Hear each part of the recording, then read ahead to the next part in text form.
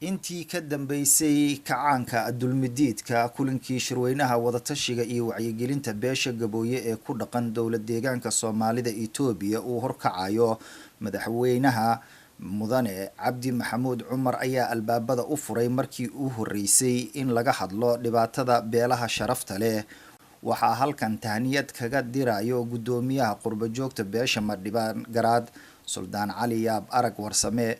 waxa uu hadalkiisii ku bilaabay sida tan: kuna salaamaya maanta dowlad deegaanka Soomaalida Itoobiya madaxweynaheega mudane madaxweyne Cabdi Maxamuud Cumar oo gidaar la jibin kari waayay kii ugu horeeyay jabiyay noqday arrin laga hadli waayay kii ugu horeeyay ka hadlay noqday oon halkan hambaliyo haddaan nahay jaaliyadda Madhibaan Garaad ee qurba joogka aan ugu hambalyeynayno oon ugu ducaynayno oon maanta ku gacan siinayno taasoo ah magaca Midyaan maanta nin madaxweyne ah oo ka hadlay oo faaleeyay aan isaga ahayn ma jiro magaca Gabooye nin isaga ahayn oo faaleeyay ma jiro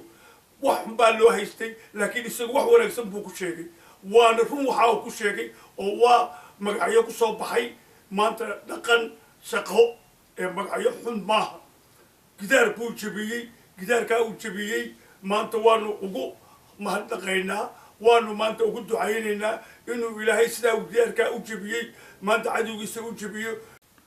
Suldaanka ayaa ka codsaday xukuumadda federaalka Soomaaliya maamul goboleedyada in ay garab siiyaan xaqdoonka uu wado madaxweyne Cabdi Maxamuud Cumar laguna taageero. inta waxa ay raaca oo iyagana la hadlaya maanta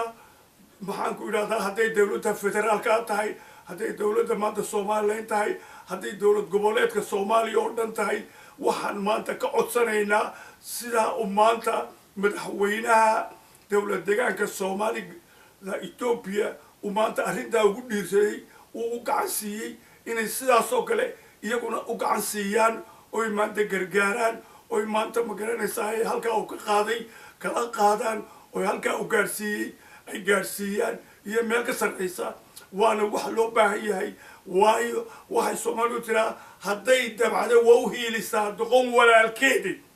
marka dadka dulman dadka ila dhasheenay walaaloodii waa dadka aan la hadlayno ilaahayna wuxuu yiri arhamu fil ardi yarhamukum Allahu fis sama dhulka iskugu naxariista samada halaynaga naxariiste. guntii iyo gabagabadii suldaanka uu ka codsaday ummadda Soomaaliyeed meel ay joogaanba in ay soo dhaweeyaan shirkaas oo ah mid taariikhi ah. TV-ga caalamiga ah Universal TV Cabdirashiid Cali Maalin Frankfurt Germany.